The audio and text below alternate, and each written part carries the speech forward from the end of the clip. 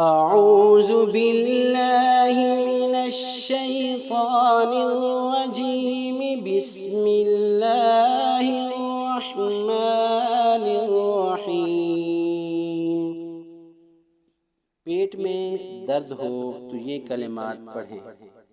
لا فيها غول ولا هم عنها ينزفون۔ لا فيها غول ولا هم عنها ينزفون۔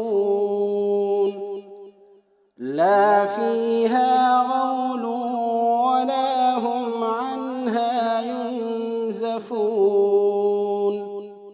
لا فيها غول ولا هم عنها ينزفون۔ السلام علیکم ناظرین و سامعین کرام، اگر کسی کے پیٹ میں درد ہو تو وہ اس آیت کو 5 مرتبہ پڑھ کر پیٹ پر دم کرے، انشاءاللہ پیٹ کا درد جاتا رہے گا۔